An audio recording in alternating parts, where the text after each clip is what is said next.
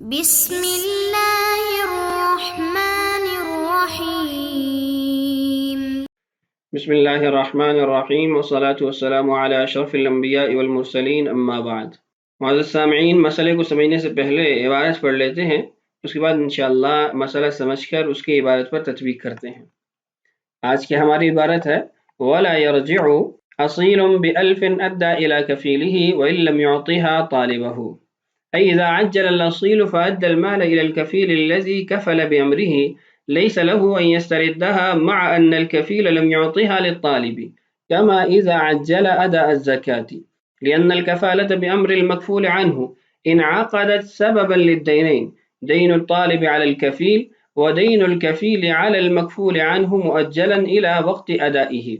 فإذا وجد السبب وعجل صح الأداء وملكه الكفيل فلا يسترده المكفول عنه، وهذا بخلاف ما إذا أداه على وجه الرسالة، لأنه حينئذ تمحض أمانة في يده، وما ربح فيها الكفيل فهو له لا يتصدق به. إذا عامل الكفيل في الألف التي أدى الأصيل إليه وربح فيها فالربح له حلالا طيبا لا يجب تصدقه، لما ذكرنا أنه ملكه، وربح كر كفل به وقبضه له ورده إلى قاضيه أحب. قوله وربح كر مبتدأ وله خبره، أي إذا كانت الكفالة بكر حنطة فأداه الأصيل إلى الكفيل فباعه الكفيل وربح فيه فالربح له، لكن رده إلى قاضيه وهو الأصيل أحب، لأنه تمكن فيه خبث بسبب أن للأصيل حق استرداده على تقدير أن يقضي الأصيل الدين بنفسه، فيكون حق الأصيل متعلقا به، فهذا الخبث يعمل فيما يتعين بالتعيين كالكر، بخلاف ما لا يتعين بالتعيين كالدراهم والدنانير كما في المسألة السابقة. وهذا عند أبي حنيفة رحمه الله، وأما عندهما لا يكون الرد إلى قاضيه أحب، إذ لا خبث فيه أصلا. كفيل أمره أصيله بأن يتعين عليه ثوبا ففعل فهو له، أي أمر الأصيل الكفيل بأن يشتري عليه ثوبا بطريق العينة، وبيع العينة أن يستقرض رجل من تاجر شيئا فلا يقرضه قرضا حسنا بل يعطيه عينا ويبيعها من المستقرض بأكثر من القيمة، فالعينة مشتقة من العين سمي بها لأنه إعراض عن الدين إلى العين، فالأصيل أمر كفيله بأن يشتري ثوبا بأكثر من القيمة ليقضي به دينه ففعل، فالثوب للكفيل لأن هذه وكالة فاسدة لعدم تعيين الثوب والثمن، وما ربح بائعه فعليه، أي إذا اشترى الثوب ب15 وهو يساوي 10 فباعه بالعشرة فالربح الذي حصل للبائع وهو الخمسة التي صارت خسرانا على الكفيل فعلى الكفيل، لأن الوكالة لما لم تصح صار كأنه قال إن اشتريت ثوبا بشيء ثم بعته بأقل من ذلك فأنا ضامن لذلك الخسران، فهذا الضمان ليس بشيء. यह आज के हमारे सबक की इबारत। इस इबारत में साहिब किताब ने दो मसले जिक्र किए हैं, एक के बाद दीगरे उन दोनों मसलों को समझ लेते हैं। पहला मसला यह है कि अगर मकरूज ने कफील को नकदी दे दी कि इससे कर्ज की अदायगी कर दो, तो क्या मकफूल लहू को अदा करने से कबल मकरूज कफील से उसको वापस ले सकता है? इस मसले की तफसील ये है कि मकफूल अनहु ने वक्त से कबल ही कफील को, जिसे उसने खुद कफील मुकर्रर किया था, वो माल दे दिया जो कर्ज खा को वक्त पर अदा करना था। यानी अभी वक्त हुआ नहीं, पहले उसको अदायगी कर दी कि ये उसको अदा कर देना। कफील ने वो माल अपने पास रख लिया, मकफूल लहू के हवाले नहीं किया, तो कफील को ये हक हासिल नहीं होगा कि वो इससे ये माल वापस ले ले ताकि बाद में वक्त पर दोबारा उसके हवाले कर दे। इसकी मिसाल ज़कात जैसी ही है। एक शख्स ज़कात के निसाब का मालिक है, लेकिन निसाब पर साल नहीं गुजरा, साल गुजरने से कबल ही वो उसकी अदायगी कर देता है, तो उसका ये अमल मोतबर शुमार होगा, उसकी अदायगी हो जाएगी और उसको यह हक हासिल नहीं होगा कि वो मुस्तहिक़ ज़कात जिसको उसने अदायगी की है उससे वापस ले ले कि मैं ये दोबारा अदा कर दूंगा। अब सवाल ये पैदा होता है कि ऐसा क्यों है कि उसको क्यों वापस लेने का हक हासिल नहीं होता। उसका एक जवाब साहिब किताब ने यहाँ पर जिक्र किया है। पहले उसको बयान कर देता हूँ, फिर उसके अंदर जो तसामुह है या उसके अंदर जो इश्काल है उसको अर्ज कर दूंगा, اور پھر صاحب ہدایہ نے جو علت ذکر کی ہے اس کو انشاءاللہ پڑھ لیں گے۔ صاحب کتاب فرماتے ہیں مکفول عنہ کو اس لیے یہ حق حاصل نہیں ہوگا کہ جو کفالت مکفول عنہ کے کہنے پر منعقد ہوتی ہے وہ دو قرضوں کا، دو دین کا سبب ہوتی ہے، یعنی اس سے دو قرض لازم آتے ہیں، کفیل کا مکفول عنہ پر قرض اور مکفول لہو کا کفیل پر قرض۔ مکفول لہو کا قرض کفیل پر حالاً ادا کرنا واجب نہیں ہے، اور کفیل کا مکفول عنہ پر جو قرض ہے وہ بھی اس وقت ہی ادا کیا جائے گا جب کفیل مکفول لہو کو ادائیگی کر دے گا۔ تو جب تک وہ ادائیگی نہیں کرے گا مکفول عنہ سے مطالبہ بھی نہیں کر سکتا۔ لیکن آپ یہاں غور کیجئے کہ قرض کا سبب کفالت ہے، اور کفالت کے پائے جانے کی وجہ سے، اس سبب کے پائے جانے کی وجہ سے اگر وہ جلدی کر دیتا ہے تو اس کی یہ ادائیگی درست شمار ہوگی، اس کو اس کے اندر رجوع کا حق حاصل نہیں ہوگا۔ جیسے زکوٰۃ کا معاملہ ہے کہ اس کا سبب تو نصاب کا مالک ہونا ہے، لیکن ادائیگی اس کی سال گزرنے کے بعد لازم ہوتی ہے۔ تو اگر کوئی صاحب نصاب شخص سال گزرنے سے قبل ادائیگی کر دیتا ہے تو اس کی ادائیگی درست شمار ہوتی ہے اور اسے واپس لینے کا حق حاصل نہیں ہوتا۔ یہ نہیں ہوتا کہ وہ فقیر سے کہے، مستحق زکوٰۃ سے کہے کہ ابھی مجھے واپس کر دو، وقت ہوا نہیں تھا، میں دوبارہ بعد میں ادا کر دوں گا۔ تو جیسے زکوٰۃ میں سبب کے پائے جانے کی وجہ سے ادائیگی کر دی جائے تو واپسی کا حق حاصل نہیں ہوتا، ایسے ہی کفالت کے اندر بھی اگر وقت سے پہلے مکفول عنہ نے کفیل کو ادائیگی کر دی تو اس قرض کا سبب پائے جانے کی وجہ سے، کفالت کا وجود ہونے کی وجہ سے اس کو یہ حق حاصل نہیں ہوگا کہ وہ اس سے واپس لے سکے۔ اس علت کو تو صاحب شرح وقایہ رحمہ اللہ نے ذکر کیا ہے، لیکن اس میں تسامح پایا جاتا ہے، وہ اس اعتبار سے کہ ہم نے ابتدا کے اندر جو کفالت کی تعریف پڑھی تھی یہ اس کے خلاف ہے، اس کے برعکس ہے۔ ہم نے کفالت کی تعریف یہ پڑھی تھی کہ ہوا ضم الذمۃ الی الذمۃ فی المطالبہ، کہ کفالت نام ہے ایک ذمہ داری کو دوسری ذمہ داری سے جوڑنا مطالبہ کے اندر، یعنی دو شخصوں سے ایک قرض کا مطالبہ کرنا۔ اور جو دوسری تعریف تھی ضم الذمۃ الی الذمۃ فی الدین، اس کو ہم نے غیر صحیح قرار دیا تھا کہ دین کا تعدد اس سے لازم آ رہا تھا۔ تو شارح رحمہ اللہ نے جو علت ذکر کی ہے اس سے تو دو قرض کا وجود پایا جا رہا ہے کہ ایک کفیل کا مکفول عنہ پر قرض اور دوسرا مکفول لہو کا کفیل پر قرض، جبکہ ہم نے کہا تھا کہ مکفول لہو کا کفیل پر قرض نہیں ہوتا، اس کو قرض کے مطالبے کا حق حاصل ہوتا ہے۔ تو یہ علت بنیادی جو ہماری تعریف ہے کفالت کی اس کے خلاف ہے۔ تو آئیے صاحب ہدایہ نے جس علت کو ذکر کیا ہے اس کو پڑھتے ہیں۔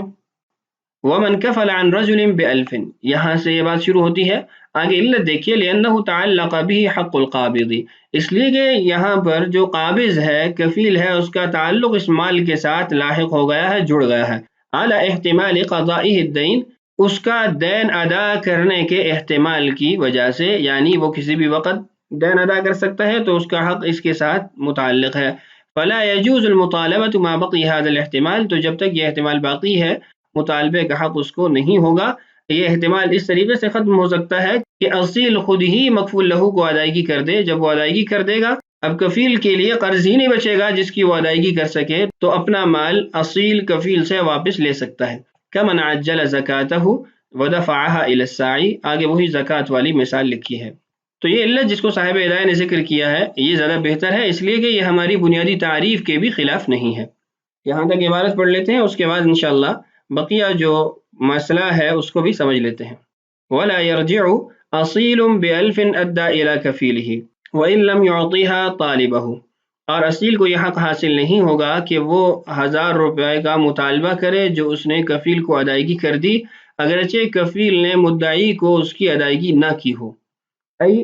إذا عجل الأصيل فأدى المال إلى الكفيل الذي كفل بأمره ليس له أن يستردها مع أن الكفيل لم يعطها للطالب، جب اصیل نے جلدی کی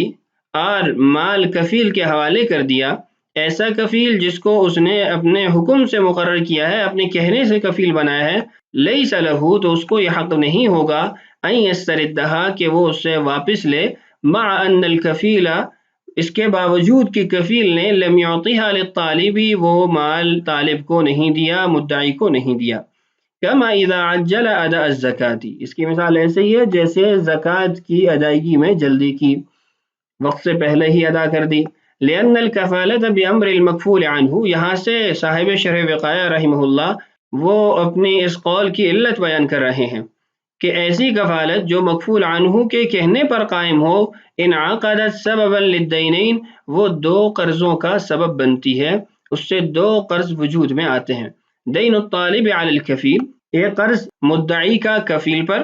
ودین الکفیل علی المکفول عنہ، اور دوسرا کفیل کا مکفول عنہ پر قرض، مؤجلا الی وقت ادائہ، اور یہ جو دوسرا قرض ہے یہ مؤخر ہے ادائیگی تک، جب کفیل مکفول لہو کو ادائیگی کر دے گا۔ فَإِذَا وُجِدَ السَّبَب، تو جب سبب پایا گیا یعنی کفالت پائی گئی، وعجل، اور اس نے قرض کی ادائیگی میں جلدی کی، صح الاداء، تو یہ ادائیگی درست ہوگی۔ وَمَلَكَهُ الْكَفِيلُ، اور کفیل اس کا مالک بن جائے گا۔ یہ جملہ ذہن میں رہے کہ کفیل اس کا مالک بن جائے گا، تو جب کفیل مالک بن جائے گا تو وہ تمام تصرفات کر سکتا ہے جو ایک مالک کر سکتا ہے۔ یہ مسائل انشاءاللہ آگے آ رہے ہیں۔ فَلَا يَسْتَرِدُّ الْمَكْفُولُ عَنْهُ، تو مکفول عنہ کو واپس لینے کا حق نہیں ہوگا۔ وَهَذَا بِخِلَافِ مَا إِذَا أَدَّاهُ عَلَى وَجْهِ الرِّسَالَةِ، اور اگر بطور قاصد کسی کو بھیجا گیا کہ یہ میرا مال فلاں کو ادا کر دو، میں نے اس کا قرض دینا ہے، تو اس صورت کے اندر اس کو واپسی کا حق حاصل ہوگا، یعنی قاصد سے ان پیسوں کو واپس لے سکتا ہے کہ میں اس کو بعد میں ادا کر دوں گا۔ کیوں؟ لِأَنَّهُ حِينَئِذٍ تَمَحُّضُ أَمَانَةٍ فِي يَدِهِ، اس لیے کہ یہ محض امانت ہے اور امانت واپس لی جا سکتی ہے۔ پہلی صورت میں قرض صاحب کتاب کے مطابق، اور یہ جو صورت ہے اس کے اندر تو محض امانت ہے، وہ اس سے واپس لے سکتا ہے۔ اس کے بعد جو مسائل ہیں وہ اس بنیاد پر ہیں کہ کفیل جب اس ادائیگی کا مالک بن چکا ہے، اب اس کے لیے اس سے نفع اٹھانا، اس میں تصرف کرنا جائز ہے، درست ہے۔ صاحب کتاب نے یہاں پر دو مسئلے ذکر کیے ہیں۔ پہلا مسئلہ یہ ہے کہ اگر وہ ادائیگی مال ہے، یعنی درہم ہے، دنانیر ہے، روپے پیسہ ہے، کرنسی ہے، کہ اس کے ذریعے جب ادائیگی کی گئی تو اس سے نفع کمانا کیسا ہے، اور اگر وہ کرنسی کے علاوہ کوئی اور چیز ہے تو اس سے نفع اٹھانے کا کیا حکم ہے۔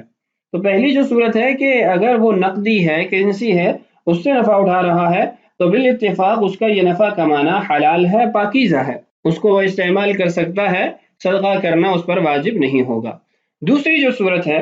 یعنی ایسی چیزیں جو متعین کرنے سے متعین ہو جاتی ہیں، غیر نقدی، تو اس کے اندر ائمہ کا اختلاف ہے۔ امام ابو حنیفہ رحمہ اللہ فرماتے ہیں کہ اس کا قبضہ کرنا تو درست ہے اور اس مال کو اپنے پاس رکھنا بھی درست ہے، واپسی اس سے نہیں ہے، لیکن اگر وہ اس سے نفع کماتا ہے تو بہتر یہ ہے، مستحب یہ ہے کہ وہ نفع اصیل کو واپس کر دے، اپنے پاس نہ رکھے۔ ان کی دلیل یہ ہے کہ اس کے اندر ایک گوناگو خبث پایا جا رہا ہے، ایک اعتبار سے اس کے اندر خبث پایا جا رہا ہے، اور وہ یہ ہے کہ اصیل ایک طریقے سے اس مال کو واپس لینے کا حق رکھتا ہے، اور وہ طریقہ یہ ہے کہ مکفول عنہ مدعی کو مکفول لہو کو خود ادائیگی کر دے،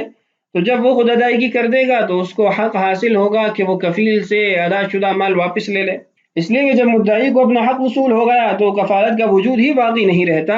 لا محالہ کفیل کو مال واپس کرنا ہی پڑے گا۔ فرماتے ہیں کہ خبث کا یہ احتمال ان چیزوں میں ہوگا جو متعین ہو جاتی ہیں، یعنی نقدی وغیرہ کے اندر جو متعین کرنے سے متعین نہیں ہوتی، ان کے اندر اس خبث کا احتمال نہیں پایا جائے گا، اس لیے کہ اس کی تبدیلی ہو سکتی ہے، وہ نقدی کفیل کی ہی شمار ہوگی، کفیل کی ملکیت سے اس نقدی کی ادائیگی ہو سکتی ہے۔ صاحبان رحمہ اللہ فرماتے ہیں کہ یہاں پر خبث سرے سے پایا ہی نہیں جاتا، اس کا وجود ہے ہی نہیں ہے، یہ پہلی صورت کی طرح مطلقاً درست ہے، واپس کرنا مستحب نہیں ہوگا۔ فتویٰ امام ابو حنیفہ رحمہ اللہ کے قول پر ہے۔ عبارت پڑھتے ہیں، وَمَا رَبِحَ فِيهَا الْكَفِيلُ فَهُوَ لَهُ، اور اس کے اندر کفیل جو نفع کمائے گا وہ اسی کا ہے، لا يتصدق به، اس کو وہ صدقہ نہیں کرے گا۔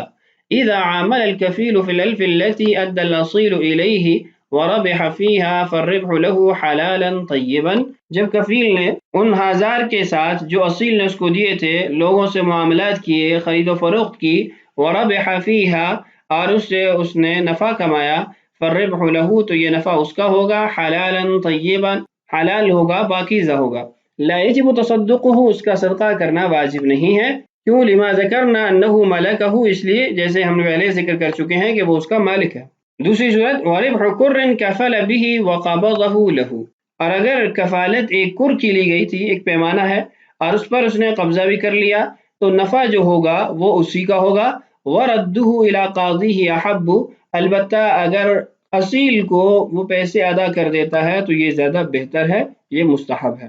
آگے عبارت کی وضاحت دیکھیے، قولہ، متن میں یہ کہنا، وربح کر، کر کا نفع یہ مبتدا ہے اور لہو یہ خبر ہے۔ یعنی وربح کر کفل به وقبضه، یہ سارا مبتدا بن جائے گا اور لہو اس کی خبر بن جائے گی. ای اذا كانت الكفالة بكر حنطة، اس کا مطلب یہ ہے کہ جب کفالت ایک کر گندم کی ہو، فاداه الاصيل الى الكفيل، اصیل نے کفیل کے حوالے کر دی، فباعه الكفيل، کفیل نے اس کو بیچ دیا، وربح فيه، اور اس سے اس نے نفع کمایا، فالربح له، تو یہ نفع اسی کا ہوگا. لیکن ردہ الی قاضیہ وہو الاصیل احب، لیکن اگر وہ اصیل کو وہ لٹا دیتا ہے تو یہ زیادہ بہتر ہے، مستحب ہے. وجہ کیا ہے؟ لأنہ تمکن فیہ خبث، ایک اعتبار سے خبث پایا گیا، بسبب، اس سبب سے، ان للاصیل حق استردادہ، کہ اصیل کو ایک صورت کے اندر واپس لینے کا حق حاصل ہے، علی تقدیر ان یقضی الاصیل الدین بنفسہ، کہ اصیل خود ہی مکفول لہو کو اپنا قرض ادا کر دے تو اس کو پھر کفیل سے اس مال کو واپس لینے کا حق حاصل ہے. فیکون حق الاصیل متعلقا به، تو اس اعتبار سے اصیل کا حق اس مال کے ساتھ متعلق ہے. تو پھر سوال یہ پیدا ہوتا ہے کہ یہ صورت تو دونوں میں پائی جا رہی ہے، پہلی صورت میں تھی وہاں پر تو نفع مطلقاً حلال تھا، تو اس کا جواب یہ ہے فَهَذَا الْخُبْثُ يَعْمَلُ فِي مَا يَتَعَيَّنُ بِالتَّعْيِينِ كَالْكُرْ، یہ خبث وہاں پر عمل کرے گا، وہاں پر اس کا اعتبار کیا جائے گا جہاں چیز متعین کرنے سے متعین ہو جاتی ہے، جیسے ایک اور گندم. بخلاف ما لا يتعین بالتعیین، البتہ جو چیزیں متعین کرنے سے متعین نہیں ہوتی ان کے اندر یہ عمل نہیں کرے گا، اس کا اعتبار نہیں ہوگا. الدراہم والدنانیر، جیسے درہم و دینار ہیں، کما فی المسألۃ السابقہ، جیسے گزشتہ مسئلے میں ہم پڑھ چکے ہیں. وهذا عند ابی حنیفہ رحمہ اللہ، یہ امام ابو حنیفہ رحمہ اللہ کا مسلک ہے. واما عندهما، صاحبین کا مسلک یہ ہے، لا يكون الرد الى قاضیہ احب، اصیل کی طرف واپس لوٹانا مستحب نہیں ہوگا، اذ لا خبث فیہ اصلا، اس لیے کہ بنیادی طور پر ہی اس کے اندر خبث نہیں پایا جا رہا، کہ جب وہ مالک ہے تو مطلقاً مالک ہے، اس کے اندر کسی قسم کا خبث اور کمی نہیں پائی جائے گی. یہ تھا پہلا مسئلہ. اس کے بعد مصنف رحمہ اللہ نے اس مسئلے کو ذکر کیا ہے کہ اگر اصیل کفیل کو بیعینہ کے ذریعے قرض ادا کرنے کا کہتا ہے تو اس کا کیا حکم ہوگا. اس کے دو حکم ذکر کیے ہیں. پہلا یہ کہ کفیل بیعینہ کے ذریعے جو بھی خریدے گا وہ اس کی ذاتی ملکیت شمار ہوگی، اس کی ذاتی خریداری شمار ہوگی. اور دوسرا یہ کہ بیعینہ کے باعث جو نقصان ہوگا وہ بھی کفیل کو ہی اٹھانا پڑے گا، اسی کو لازم ہوگا. نفس مسئلہ کو سمجھنے سے قبل بیعینہ کو سمجھ لیجئے. بیعینہ کہتے ہیں کہ ایک شخص کو قرض کی ضرورت تھی، اس نے کسی تاجر سے قرض طلب کیا، تاجر نے بجائے اس کو قرض حسانہ دینے کے کوئی چیز قیمت سے زیادہ میں ادھار بیچ دی. مثلا 1000 کا کپڑا تھا، 1500 میں دے دیا. اب وہ اس کو بازار لے جا کر قیمت کے مطابق بیچے گا، تو اس عمل سے تاجر کو تو فائدہ ہو گیا کہ اس کی 1000 کی چیز 1500 میں بک گئی، لیکن خریدار کو نقصان ہو جاتا ہے، اگرچہ اس کی حالیہ ضرورت مکمل ہو جاتی ہے. اس کو بیعینہ کہنے کی وجہ یہ ہے کہ تاجر قرض سے اعراض کرتا ہے اور اس کی جگہ عین دے دیتا ہے، مبی دے دیتا ہے، تو دین کو چھوڑ کر، قرض کو چھوڑ کر جو عین کی طرف وہ گیا ہے، اس اعتبار سے، اس مناسبت سے اس کو بیعینہ کہا جاتا ہے. شریعت میں اس قسم کی خرید و فروخت ممنوع ہے، مذموم ہے. اب آتے ہیں مسئلۃ الباب کی طرف. مسئلہ یہ ہے کہ کفالت میں قرض کا جو وقت تھا وہ آ گیا، مدعی قرض کا مطالبہ کر رہا ہے، مکفول عنہ کفیل سے کہتا ہے کہ بیعینہ قائم کرو، اس کے ذریعے قرض کی ادائیگی کرو، اس میں جو نقصان ہوگا وہ میرے ذمہ ہے. تو اگر کفیل اس کی بات مان کر بیعینہ کر لیتا ہے تو یہ بیعینہ کفیل کی طرف سے قائم ہوگی اور نقصان بھی اسی کے ذمہ ہوگا، یعنی اسی کو اس نقصان کو برداشت کرنا پڑے گا. مکفول عنہ کا اس میں کوئی اعتبار نہیں ہوگا کہ اس نے کہا ہے، اس نے حکم دیا ہے. مکفول عنہ کا اعتبار نہ ہونا اور کفیل کی طرف سے اس بیع کا قائم ہونا اور نقصان بھی اسی کے لیے اٹھانا ہے، اس کی دو وجوہات صاحب کتاب نے ذکر کی ہیں. پہلی وجہ یہ ہے کہ یہاں پر توکیل درست نہیں ہے، یعنی جو وکیل بنایا جا رہا ہے وہ درست نہیں ہے، اس لیے کہ اس نے یہاں پر اس کو خریدنے کا وکیل بنایا ہے، اور خریدنے کی وکالت کے اندر اس کو مقدار اور قیمت بتانی تھی جو یہاں نہیں بتائی، تو مبی کی مقدار، کپڑے کی مقدار بھی مجہول ہے اور قیمت ثمن بھی مجہول ہے، تو وکالت کے اندر جہالت کا پایا جانا اس کو فاسد کر دیتا ہے، ختم کر دیتا ہے. دوسری وجہ یہ ہے کہ اس میں نقصان کی ضمانت پائی جا رہی ہے، اس لیے کہ جب وکالت درست نہیں ہے تو گویا اصیل کفیل کو کہہ رہا ہے کہ تم چیز خریدو اپنی ذات کے لیے، جو چیز تم خریدو گے اس کے اندر جو تمہیں نقصان ہوگا اس کا میں ضامن ہوں. تو اب یہاں پر وہ نقصان کی ضمانت دے رہا ہے، جبکہ نقصان ایسی چیز ہے جو مضمون نہیں ہے اور کفالت مضمون چیز کی ہوتی ہے، تو ایسی چیز جو مضمون نہیں ہے اس کی کفالت درست نہیں ہے۔ دیگر الفاظ میں ہم یوں بھی کہہ سکتے ہیں کہ نقصان کی کفالت درست نہیں ہے۔ تو ان دو وجوہات کی بنیاد پر، ایک مبی کی مقدار اور قیمت مجہول ہونے کی وجہ سے وکالت فاسد ہو گئی، اور دوسرا یہ کہ جب وکالت فاسد ہو گئی تو اب نقصان جو ہو رہا ہے وہ کفیل کا ہو رہا ہے، اور کفیل کے نقصان کی کفالت لینا درست نہیں، اس لیے کہ وہ غیر مضمون ہے۔ تو یہ تھا نفس مسئلہ۔ آئیے اب عبارت پڑھتے ہیں۔ کفیل امارہ اصیلہ، کفیل کو اس کے اصیل نے حکم دیا بأن یتعین علیہ ثوبا، کہ وہ بعینہ کے ذریعے اس کے لیے کپڑا خریدے، ففعل، اس نے ایسے ہی کیا، فہو لہ، تو یہ کپڑا اسی کا ہوگا، یہ مبی کفیل کا ہی شمار ہوگا۔ ای امر الاصیل الکفیل، عبارت کی وضاحت یہ ہے کہ اصیل نے کفیل کو حکم دیا بأن یشتری علیہ ثوبا، کہ وہ اس کے لیے کپڑا خریدے، بطریق العینۃ، بعینہ کے ذریعے۔ وبیع العینہ، بعینہ یہ ہے ان یستقرض رجل من تاجر شیئا، کوئی آدمی تاجر سے قرض طلب کرے، فلا یقرضه قرضا حسنا، وہ اس کو قرض حسنہ نہ دے، بل یعطیہ عینا، بلکہ اس کے بدلے کوئی عین دے، کوئی مبی دے، ویبیعها من المستقرض باکثر من القیمة، اور وہ یعنی بائے تاجر وہ بیچے مستقرض کو، یعنی جو قرض طلب کر رہا ہے، باکثر من القیمة، چیز کی قیمت سے زیادہ میں۔ فالعینۃ مشتقۃ من العین، عینہ یہ عین سے مشتق ہے، سمی بها، اس کو عینہ اس لیے کہا گیا لأنہ اعراض عن الدین الی العین، اس لیے کہ یہاں پر دین سے اعراض اور عین کی طرف جانا پایا جا رہا ہے۔ فالاصیل امر کفیلہ، تو اصیل نے حکم دیا اپنے کفیل کو بأن یشتری ثوبا باکثر من القیمہ، کہ وہ کپڑے کو اس کی قیمت سے زیادہ میں خریدے، لیقضی بہ دینہ، تاکہ وہ ان پیسوں کے ذریعے اس کا قرض ادا کر دے، ففعل، اور اس نے ایسا کر دیا، فالثوب للکفیل، تو اس صورت کے اندر جو کپڑا خریدا گیا ہے وہ کفیل کا ہوگا۔ اس کی وجہ کیا ہے؟ لأن هذه وکالۃ فاسدۃ، پہلی وجہ یہ ہے کہ یہ وکالت فاسدہ ہے، اس کے اندر خرابی پائی گئی ہے، لعدم تعیین الثوب والثمن، وہ اس اعتبار سے کہ یہاں پر کپڑے کی مقدار کو یعنی مبی کی مقدار کو نہیں بیان کیا گیا، وہ مجہول ہے، اور دوسرا یہ کہ ثمن قیمت بھی مجہول ہے۔ وما ربح بائعہ فعلیہ، بائع نے جو فائدہ اٹھایا، جو نفع کمایا، وہ تو اسی کا ہے،